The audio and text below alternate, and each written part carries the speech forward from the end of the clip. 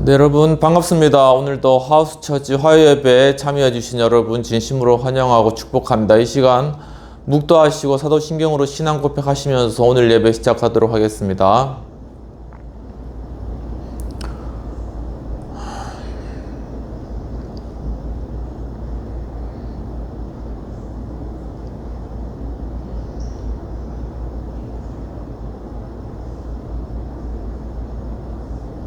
전능하사 천지를 만드신 하나님 아버지를 내가 믿사오며 그 외아들 우리 주 예수 그리스도를 믿사오니 이는 성령으로 잉태하사 동정녀 마리아에게 낳으시며 본디오 빌라도에게 고난을 받으사 십자가에 못 박혀 죽으시고 장사한 지 사흘 만에 죽은 자 가운데서 다시 살아나시며 하늘에 오르사 전능하신 하나님 우편에 앉아 계시다가 저희로서 산자와 죽은 자를 심판하러 오시리라.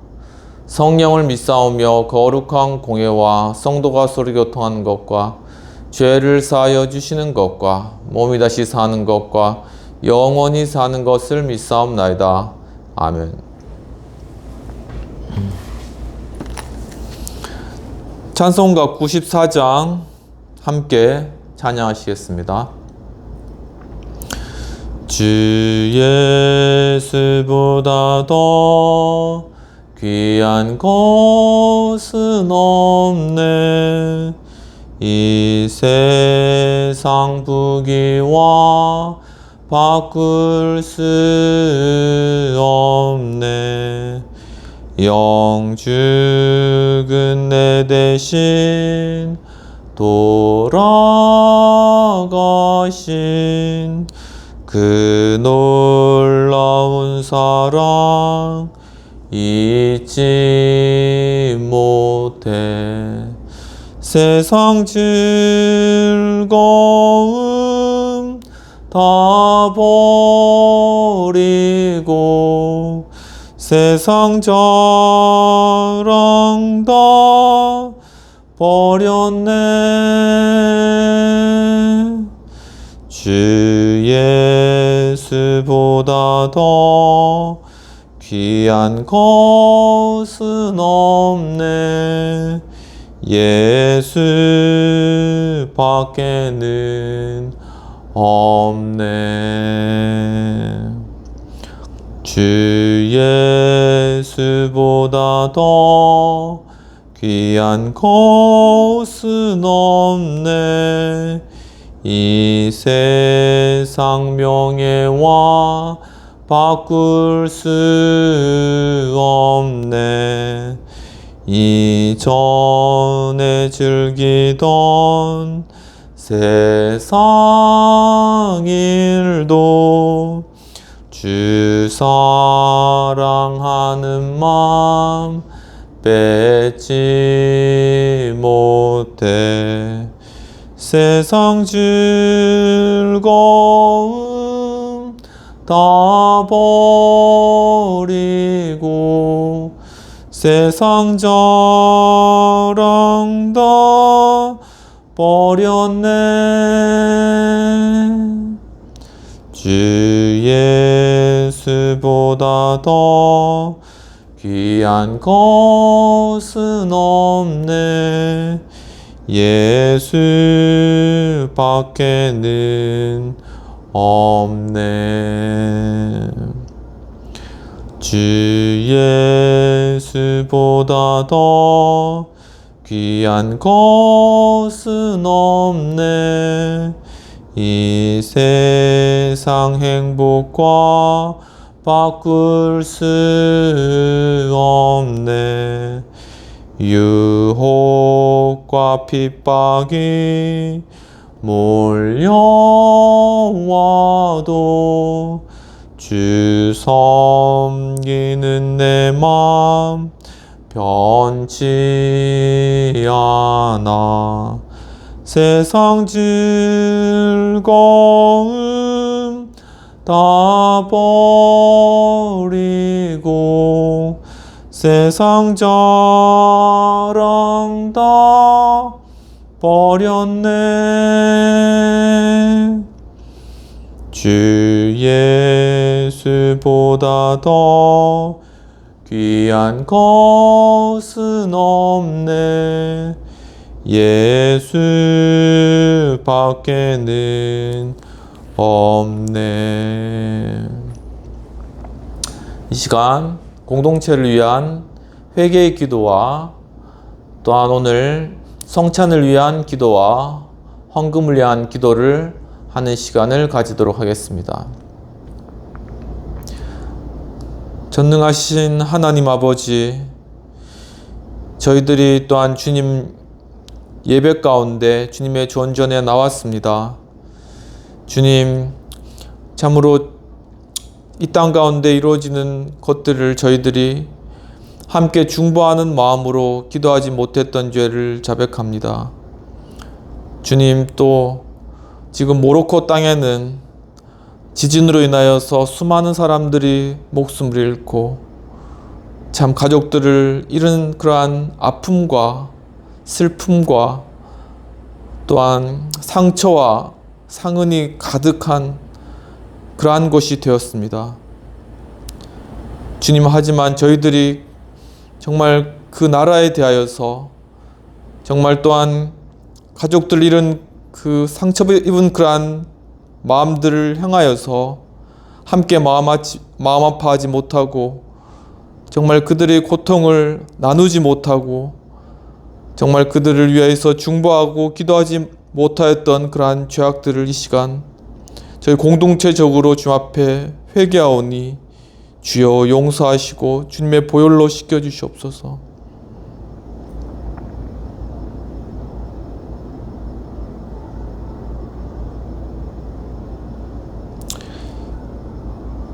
이 시간 예수 그리스도께서 우리 죄를 용서하십니다.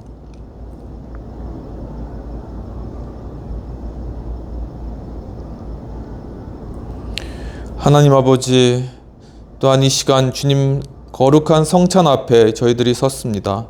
주님께서 이 떡은 곧 내 살이요 또한 이 잔은 내 피라고 말씀하셨습니다. 주님의 이 떡과 잔을 먹고 마심으로 예수 그리스도의 십자가에 달리신 그 고난에 저희들도 함께 참여하고 정말 저희들이 예수 그리스도의 그 떡과 잔에 참여함으로 그리스도의 부활의 생명으로 함께 영생을 또한 소유하는 그러한 기쁨 가운데 저희들이 함께 할 수 있도록 주님 인도하여 주시옵소서. 주여, 또한 이 시간을 위하여서 또한 헌금으로 섬긴 손길 위에 주님 축복하시고 30, 60배, 100배로 갚아주시옵시며 또한 이 헌금이 쓰이는 곳곳마다 하나님의 놀랍고 크신 일들이 이루어지는 것을 저희가 볼 수 있도록 주님 인도하옵소서. 감사하고 모든 말씀 우리 주 예수님 이름으로 기도하옵나이다. 아멘.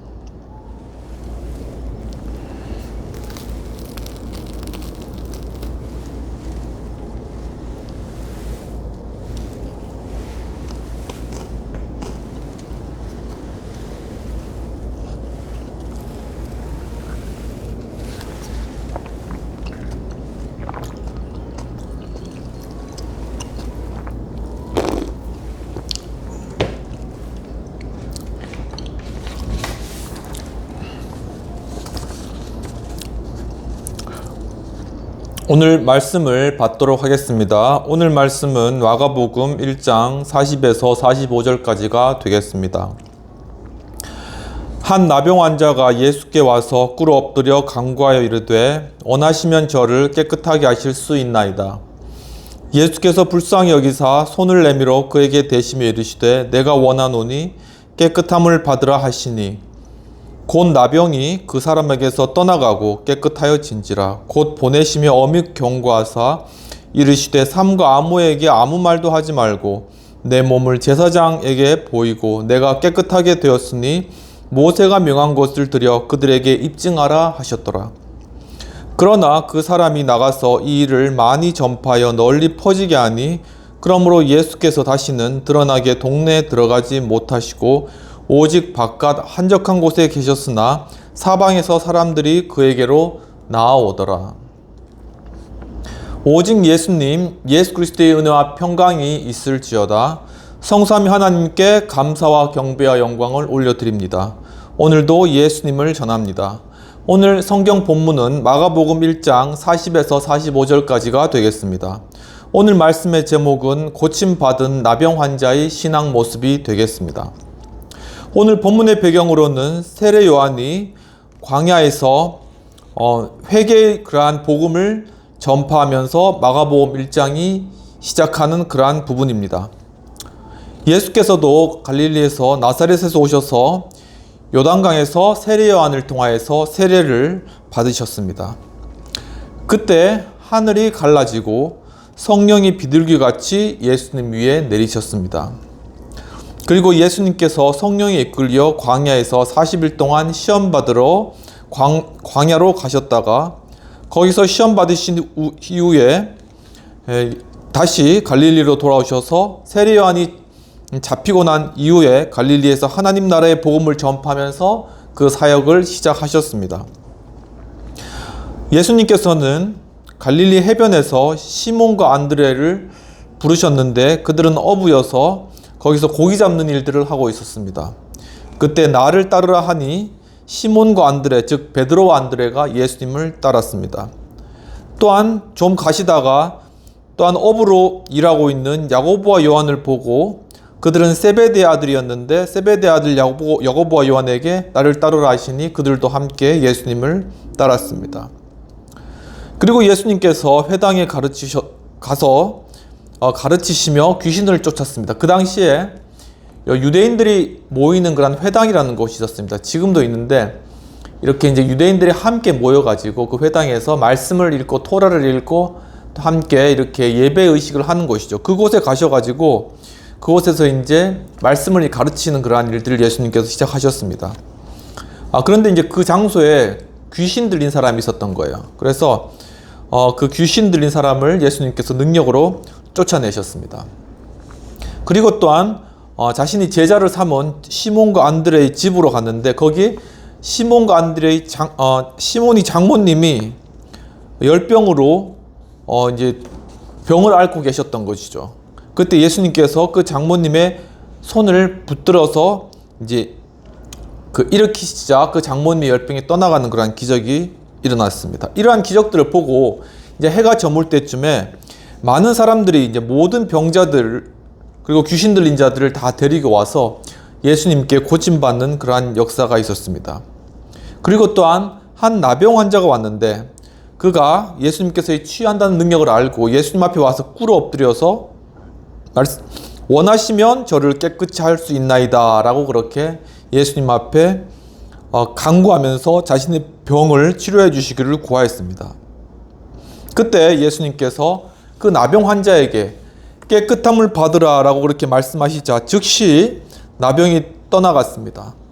그 이후에 예수님께서 네가 나병 나은 거를 다른 사람들에게 이렇게 알리지 말고 제사장에게 가서 보이고 모세 율법에 보면은 이렇게 나병 환자가 치료받았을 때 있는 그러한 규례와 율례와 또한 예물 드리는 것이 있습니다. 그거에 따라 가지고 그 예물을 드려라 그렇게 말씀을 하신 것입니다. 우리 이러한 배경을 가지고 고침받은 나병 환자의 신앙 모습을 살펴보도록 하겠습니다. 첫 번째로는 예수님께 꿇어 엎드려 간구하였다라는 것입니다. 원문 40절에서 한 나병 환자가 예수께 와서 꿇어 엎드려 가로되 간구하여 이르되 원하시면 저를 깨끗하게 하실 수 있나이다 라고 그렇게 이야기를 했다는 것입니다. 즉 바로 꿇어 엎드려 예수님께 간구할 만큼 간절한 기도의 그러한 신앙을 가지고 있었다라는 것입니다. 여기서 간구하다라는 것은 원어 파라카론으로 간청하다 그리고 애원하다 그리고 마치 구걸하다라는 그런 의미까지 있습니다. 즉 이 고침받은 나병 환자는 예수님께 자신의 죄를 고침받기 위해서 마치 거지와 같이 그렇게 간절한 마음으로 꿇어 엎드려 예수님께 간구하였던 것입니다. 이와 같이 고침받은 나병 환자의 신앙 모습 첫 번째는 간절한 기도 신앙을 가지고 있었다라는 것입니다. 야고보서 5장에서 주님께서는 병 낫기를 위하여서 서로 기도하라 라고 그렇게 말씀하시면서 의인의 간구는 역사하는 힘이 크다라고 말씀하고 있습니다. 또한 마태복음 15장에서 예수님께서는 두로와 시돈 지방을 지나가고 계셨습니다. 그곳은 이방인의 지역이었죠. 근데 그때 가나안 여자 한 명이 소리를 크게 지르면서 예수님께 와서 예수님, 저를 불쌍히 여겨주십시오. 제 딸이 귀신을 들렸습니다. 그때 예수님께서 그 여자를 보시고 자녀의 떡을 개에게 던지면 마땅치 않다라고 그렇게 이야기했습니다. 그 말이 무슨 말이냐면은 자녀의 떡, 자녀라는 것은 이스라엘 민족을 이야기하는 것입니다. 그것을 자녀에게 줄 그 떡을 띄어가지고 개에게 준다. 즉 개라는 것은 그때 이방인들에 관해서 유대인들이 그렇게 생각을 했던 거죠. 그래서 그 개와 같은 그 이방인들에게 주는 것은 마땅치 않다고 이야기를 한 것입니다. 마치 그 여자가 개와 같다고 굉장히 폄하해서 어떻게 보면 기분 나쁘게 이야기 들릴 수도 있는 이야기를 하신 거죠. 근데 그 여자가 그 말을 듣고 거기에 대해서 화를 내거나 분을 내거나 하는 것이 아니라 그 말을 그대로 받아서 주여 올소이다 그렇게 이야기를 합니다. 마치 저는 개와 같이 그러한 존재입니다라고 인정을 한 것이죠. 하지만 그 개들도 주인의 상에서 떨어지는 부스러기를 받아 먹는다라고 그렇게 이야기를 했습니다. 즉 이 여자는 자신의 딸이 고침받는 것이 가장 중요했기 때문에 자기를 가장 비천하게 낮추었던 것이죠. 그때 예수님께 어떻게 이야기할지 지혜가 생겨났고 그렇게 이야기하자 예수님께서는 네 믿음이 크다. 그리고 네 소원대로 될지어다라고 말씀을 하신 것입니다. 이와 같이 고침받는 나병 환자의 신앙 모습 중에 첫 번째 신앙은 바로 꿇어 엎드려 간구하듯이 간절한 기도의 신앙을 가지고 있었다라는 사실입니다.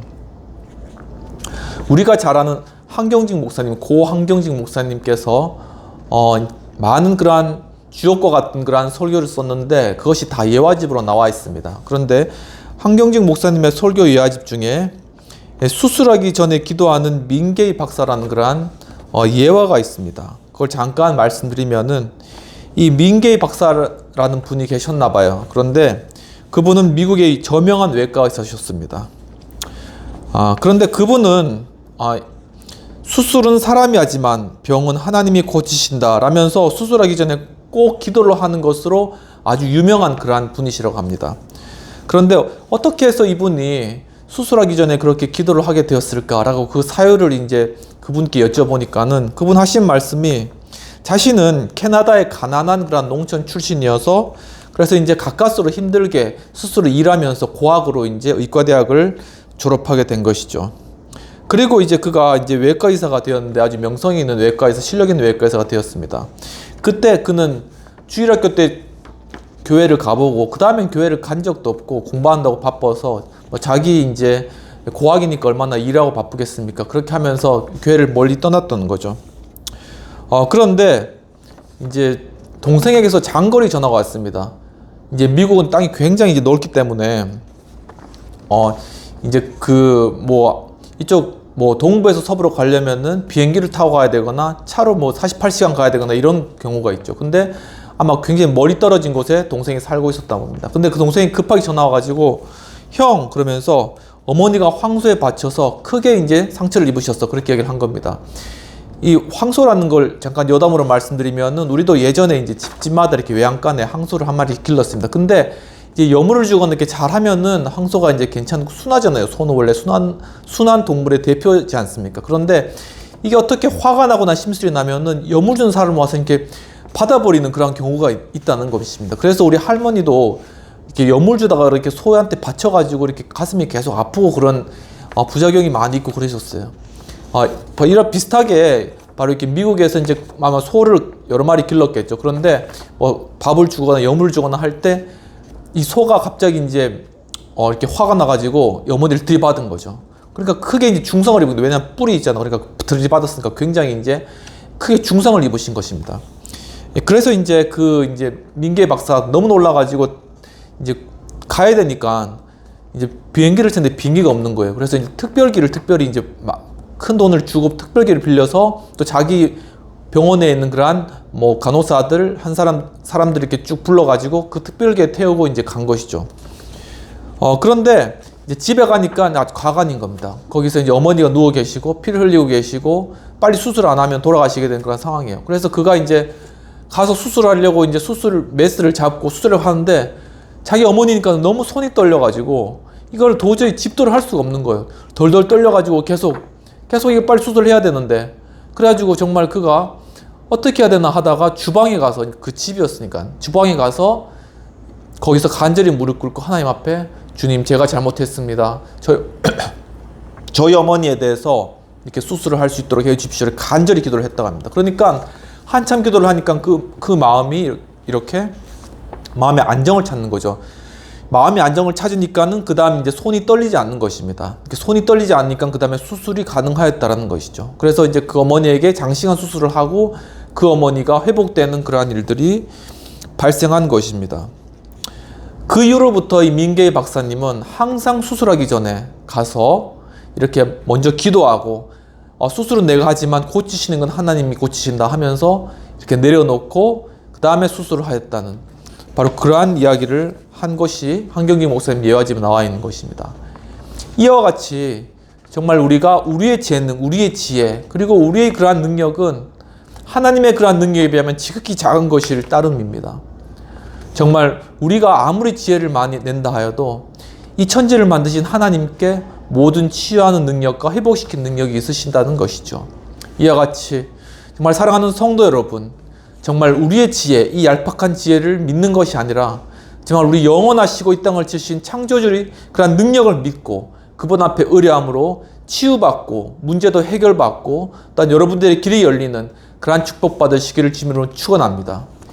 이와 같이 고침받은 나병 환자의 신앙 모습, 첫 번째는 간절한 기도 신앙을 가지고 있었다라는 사실입니다.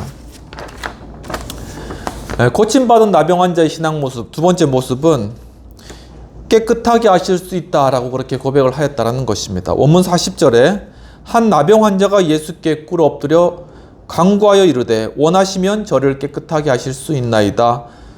그렇게 고백을 하였습니다. 즉 바로 예수님께서 원하시면 누구든지 고칠 수 있다는 예수님의 능력을 믿는 신앙을 가지고 있었다라는 것입니다. 본문에서 할 수 있다라는 것은 원어 다이사나이로 능력이 있다, 그리고 가능하다, 확실하다라는 그런 의미가 있습니다. 이와 같이 사랑하는 성도 여러분, 여러분 마음 가운데 의심이 드십니까? 또한 마음 가운데 정말 하나님께서 하실 수 있을까 하는 그러한 의구심이 드십니까? 여러분 그러한 모든 것들을 이 시간 기도하며 다 내려놓고 하나님께서 능히 하실 수 있고, 하나님께서 능히 고치실 수 있고, 하나님께서 능히 문제를 해결하실 수 있고, 하나님께서 능히 우리의 문제들을 다 아시고 그것을 하나님의 선하신 뜻대로 해결하시며 주님의 뜻을 이루어 가실 수 있다는 사실을 믿으시는 여러분 되시기를 주님 이름으로 축원합니다. 이와 같이 고침받은 나병 환자의 신앙, 두 번째는 바로 예수님의 능력을 확신하고 믿는 그러한 신앙이 있었다라는 것입니다. 마가복음 9장에서 예수님께서는 변화산상에 올라가셨습니다.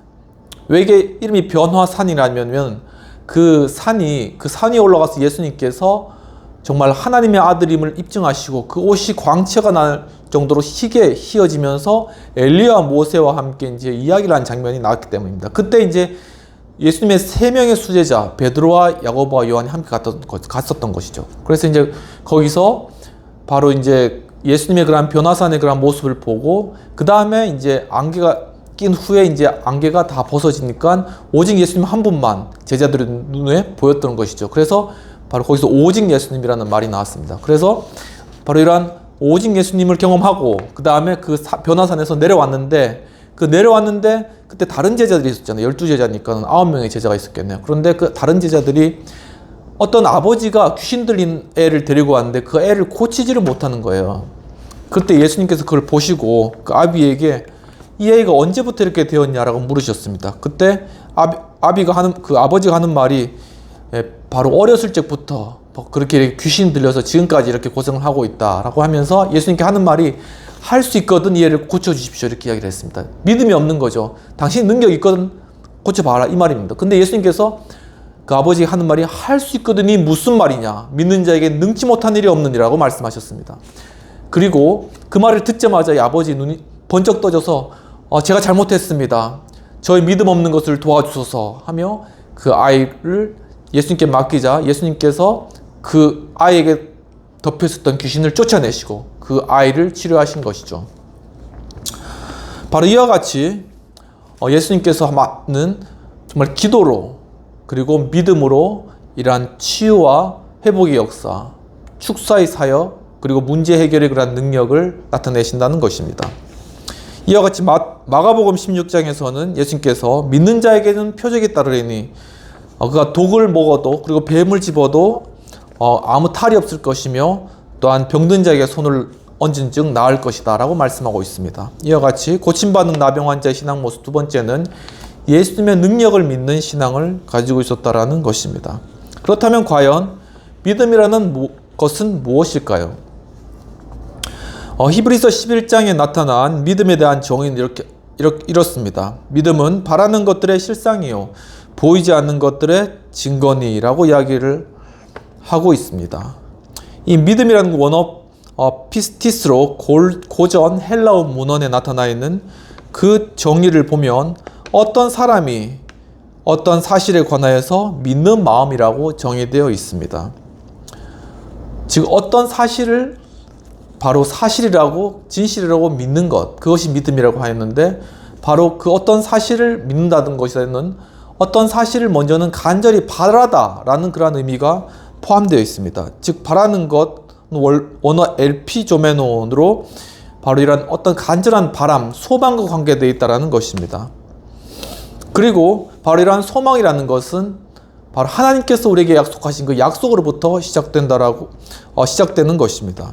그렇기 때문에 이 하나님의 약속 그리고 우리가 어떤 것을 간절히 바라는 소망, 이것은 믿음과 밀접한 관계를 가지고 있으면서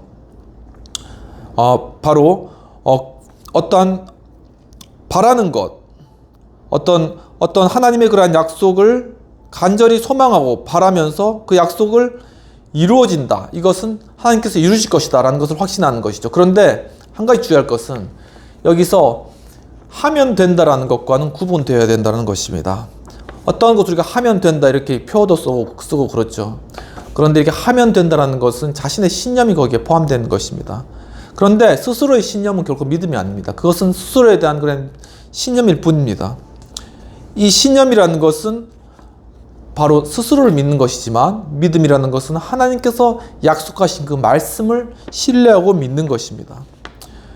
그리고 그것은 어떤 실상이라는 것, 바로 그러한 마음 가운데 하나님 약속하신 그러한 우리가 바라는 소망이 실제로 이루어질 것이고 앞으로 실제로 이루어질 것이기 때문에 지금 이미 이루어졌다라는 것에 대한 실상, 그것을 바로 마음 가운데 확신하는 것, 즉 이 실상은 휘포스타시스인데 그 원어적인 의미는 밑에 놓다, 기초하다라는 그런 의미가 있는 것입니다. 즉 토대와 기초라는 그러한 것이죠.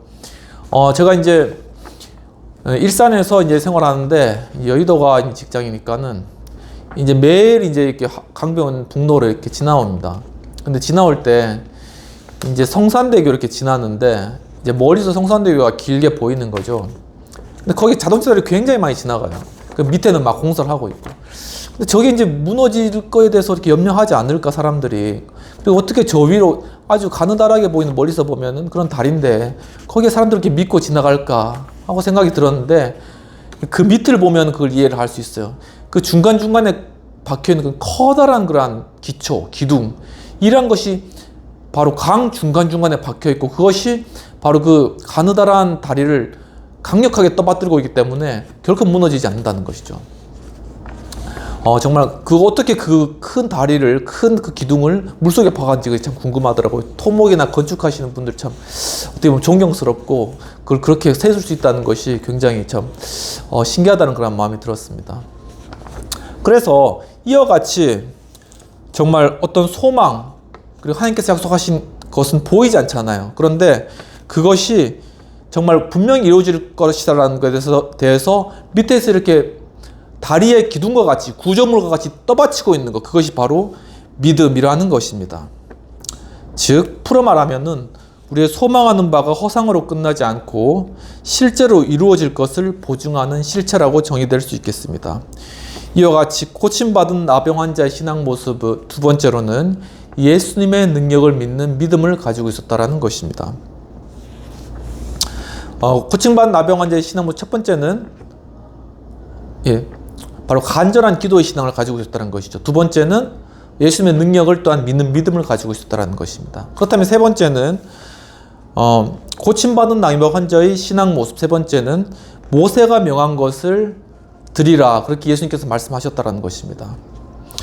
즉 44절을 이제 자세히 읽어보면은 이르시되 삼가 아무에게도 아무 말도 하지 말고 가서 내 몸을 제사장에게 보이고 내가 깨끗하게 되었으니 모세가 명한 것을 드려 그들에게 입증하라고 하셨더라라고 말씀하고 있습니다.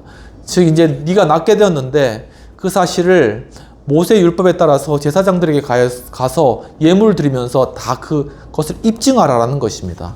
즉 믿음을 입증하는 신앙을 가져야 한다라는 것입니다. 원문에서 드리다라는 것은 프로세네켄으로 주다, 그리고 내어놓다, 그리고 제공하다라는 그러한 의미가 있습니다. 즉 바로 나병 환자가 자신의 나병이 다 나았다, 그것을 입증하기 위해서 바로 정한 예물을 제사장에게 드렸다는 것이죠. 그것을 또한 내어놓고 그것을 제공함으로 자신의 신앙을 입증했다라는 겁니다.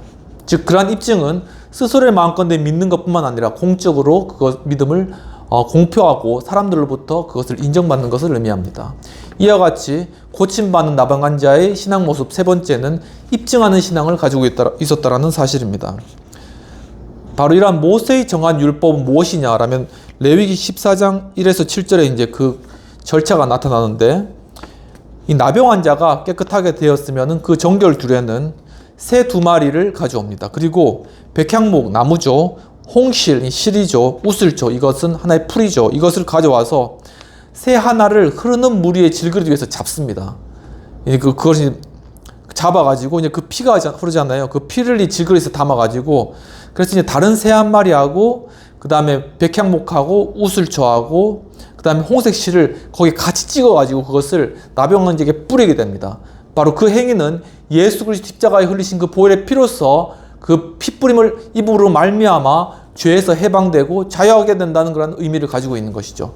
바로 그렇게 행하였고, 그 다음 절차가 뭐냐면은 그 한 마리의 살아있는 새를 내어준다는 것입니다. 방생하고 날려보낸다는 것이죠. 그것을 통하여서 죄로부터 자신이 온전하게 회복되고 자유함을 입었다라는 것을 의미하는 것입니다. 사랑하는 성도 여러분, 이와 같이 정말 하나님 앞에 간절히 구하고, 정말 여러분의 문제나 질병에 대해서 간절한 마음으로 주님 앞에 구하고, 그 문제를 하나님께서, 예수님께서 반드시 해결하실 수 있다는 그러한 사실을 믿고 정말 그것을 여러분의 삶 가운데 입증하십시오. 그러면 분명히 하나님께서 주님의 능력으로 여러분들이 간절히 바라고 소망하였던 것들을 믿는 그 믿음을 따라 여러분들의 문제를 해결하고 여러분들의 그러한 질병을 치료하고 또한 여러분들의 앞길을 열어주실 것을 분명하게 확신하고 믿습니다. 이와 같이 보여주고 바로 입증하는 그러한 믿음의 세계가 지금 열리고 있습니다. 과거에는 이 어떤 믿음 그리고 이러한 교리에 관해서 인식론적으로 설명을 많이 했습니다. 이렇게 철학적으로 설명을 하는 거죠. 그 대표적인 그러한 방법이 철학적 사유입니다. 그런데 이제 현대에 와서는 이 철학적 사유가 너무 깊고 또 어렵고 힘들어요. 여러분 칸트 순수 이성 비판 이런 거 읽어보셨습니까? 잘 이해가 안 됩니다. 오성 나오고 그러는데 그런데 현대에서는 이제 그러한 철학의 인식론적인 그러한 입증을 이제 넘어서 실제적으로 입증해 나가는 그러한 시대가 되었다는 것입니다. 즉 바로 그 대표적인 방법이 과학이라는 것이죠. 과학신학이라는 책을 쓰신 분이 있습니다. 앨리스커 맥그레스라는 분이 쓰셨는데 1953년 1월 23일 생이시고 현재까지 살아계신 분이십니다. 북아일랜드 성공의 사제시고 기독교 신학자이시고 그분은 굉장히 천재셨어요. 그래서 22살 때 옥스포드에서 분자생물학으로 박사학위를 받았습니다. 그러니까 한 19 정도에 한 18 정도 입학을 했겠죠. 그래서 한 20살 정도에 이제 학부를 졸업하고 연구를 해서 22살 때 이제 분자생물학으로 이제 박사학위를 받은 거죠. 그런데 그분이 학교 다닐 때 예수 그리스도를 알게 되고 그때 그 회심이 일어난 겁니다. 그래서 지금 이제 옥스포드에서 강의를 하셨는데, 강의하신 거는 역사신학을 또 강의를 하셨어요. 신학을 공부하셔가지고 재밌죠. 그래서 이제 그분이 이제 강의를 하시고 2008년 9월에 이제 퇴직을 하시고 런던 대학의 킹스 칼리지에서 학장을 하시면서 사회, 종교, 과학, 교회 이런 곳에 집중하시면서 기독교 신학의 실천을 위해서 그런 것을 목적으로 두고 연구를 계속 지금도 해오고 계십니다. 그런데 이제 그분께서 주장하시는 중요한 내용이 뭐냐면은, 우리가 이제 현대 이제 신학의 영역에 있어서도 자연과학적으로 입증된 가정과 방법을 사용해야 한다는 것입니다. 그러니까 우리 현실에 대하여서 신학적으로 신학적인 조사를 하게 됩니다. 그러니까 성경의 어떤 내용에 따라서 현실을 해석하는 것이죠. 그뿐만이 아니라 이 현실에 대해서 과학적 조사의 방법도 바로 그러한 조사를 통하여서 바로 성경의 내용을 입증해 나갈 수 있다는 사실입니다. 그것이 분리된 것이 아니라 동일하다는 것을 주장하고 계시는 것입니다. 그것이 왜 가능하냐면은 이 천지 만물이 바로 일반은총적으로 하나님께서 하나님을 알 수 있도록 만든 하나의 매개체라는 그러한 사실을 주장하는 것이죠. 예수님께서도 이제 저 하늘에 핀 저 땅에 핀 꽃을 보라, 하늘에 나는 새를 보라, 그렇게 말씀하시면서 비유하시면서 이렇게 설명하지 않으셨습니까? 이와 같이 조나단 에드워즈를 통하여서 바로 이러한 어떤 일반은총적인 세계에 통하여서 그 예수 그리스도를 발견해 나갔던 이러한 것과 같이 바로 이러한 앨리스커 맥그레스 이 교수님을 통하여서도 바로 자연과학이라는 것을 통하여서 신학의 세계, 성경의 세계를 입증해 나가는 그러한 단계를 새롭게 밟고 있는데, 그것이 바로 현대 신학의 그러한 흐름이라는 것입니다. 바로 이러한 방법을 통하여서는 우리가 사람들에게 또한 쉽게 접근할 수 있습니다. 예를 들면은 예수님 부활하셔서 할 때 어떻게 죽은 사람이 부활해? 난 못 믿겠어, 이렇게 얘기할 수 있잖아요. 그런데 그때 그 사람에게 보아라, 심장이 정지한 사람도 이렇게 전기 충격으로 그가 순간적으로 다시 살아날 수 있지 않느냐. 이와 같이 이 성경에서 이렇게 전기 충격은, 전기는 하나의 에너지잖아요. 에네르기야.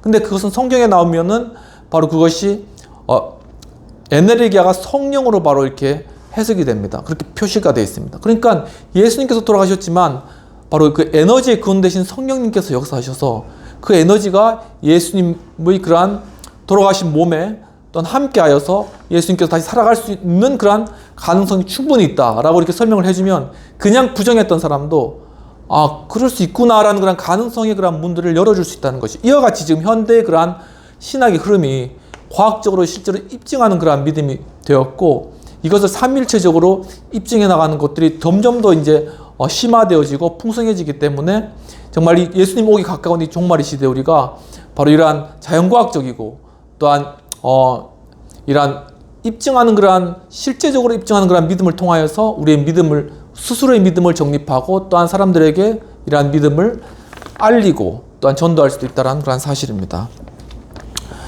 그럼 오늘 이렇게 말씀에 정리하도록 하겠습니다. 오늘 고침받은 나병 환자의 신앙 첫 번째는 예수님께 꿇어 엎드려 기도를 하였다는 것입니다. 즉 예수님께 간절한 그러한 기도의 신앙을 가지고 있었다는 것입니다. 두 번째로는 바로 예수님의 그런 능력을 믿었다라는 사실입니다. 당신이 원하시면 하실 수 있습니다. 그렇게 예수님 능력을 믿었다는 것입니다. 마지막으로는 그 믿음을 자신이 온전히 치유받았다는 것을 나아가서 사람들에게 입증하였다라는 사실입니다. 이와 같이 사랑하는 성도 여러분, 정말 여러분의 삶 가운데서 정말 우리 믿음, 그리고 우리가 가지고 있는 간절한 소원, 바람 이러한 것들을 우리가 믿고 바로 그런 것들을 약속을 하나님께서 또 예수께서 이것을 이루어질 것들에 대한 믿음을 가지고 하나님 앞에 간절히 기도하는 그런 신앙을 통하여서 여러분들의 문제, 여러분들의 질병, 또 여러분들의 어려움들, 또 마음 가운데 상처, 괴로움들, 또 이런 사람과의 관계, 이런 모든 것들을 해결받는 여러분 되시기를 주님 이름으로 축원합니다. 함께 기도하시겠습니다. 하나님 아버지, 오늘도 참으로 이렇게 귀한 시간, 정말 나병 환자의 고침받는 신앙을 통하여서 정말 우리의 믿음을 돌아보게 해주신 은혜를 감사합니다. 주여, 참 저희들이 힘듭니다. 어렵습니다. 우리의 마음은 흔들립니다. 마음 가운데는 여러 염려와 근심이 많이 있습니다. 어떻게 해야 될지를 모르겠습니다. 주님, 하지만 주님께서 오늘 말씀을 통하여서 정말 하나님 앞에 무릎 꿇고 간절히 구하라. 그리고 네가 원하는 것을 간절히 하나님께서 해결해 줄 것들을 믿으라. 예수 그리스도를 믿으라. 그리하면 그것을 고침받고 또한 그 믿음을 입증하라. 그러면은 네 병이 치료될 것이다 라고 주님께서 말씀해 주셨습니다. 주님, 또한 이 영상을 시청하시는 분들 중에는 또한 암으로 또한 여러 질병으로 고통하시는 분들도 있습니다. 또 또한 관계 가운데 또한 여러 학업으로 인하여서 직장생활 가운데 어려움을 겪는 분 많이 있습니다. 주여, 이 시간 주님께서 찾아와 주셔서 정말 예수 그리스도의 능력으로 정말 이러한 질병이 치유받고 관계가 회복되며 또한 우리 학업의 문제, 직장의 문제, 인간관계의 문제들도 해결받는 그러한 놀라운 축복이 주님 앞에 간절히 겸손하게 기도하며 간구하는 그러한 기도와 함께 지금 온전하게 치유받음으로 정말 하나님께서 이것을 치유하셨다. 하나님께서 이것을 해결하셨다. 정말 예수님께서 이것을 해결해 주셨다라는 그러한 믿음을 여러 사람들 앞에 입증하는 그러한 놀라운 그러한 기적들을 경험해 나갈 수 있도록 주님 축복하여 주시옵소서. 이 시간 예수 그리스도의 크신 은혜와 하나님 아버지의 놀라우신 사랑과 성령님의 감화감동 역사하심이 정말 이 나병 환자를 통하여서 우리에게 주신 그러한 예수님께 기도하며 또한 주의 능력을 믿고 정말 우리 믿음을 입증하는 그러한 신앙 갖기를 원하는 우리 하우스처치와 우리 모든 이 영상을 시청하는 분들에게 지금부터 영원까지 함께 하실지어다. 아멘. 오늘도 시청해주셔서 감사합니다. 한 주간 승리하시고 정말 우리 기도의 능력, 다음에 치유의 능력 경험하는 한 주 되시길 주님으로 축원합니다. 감사합니다.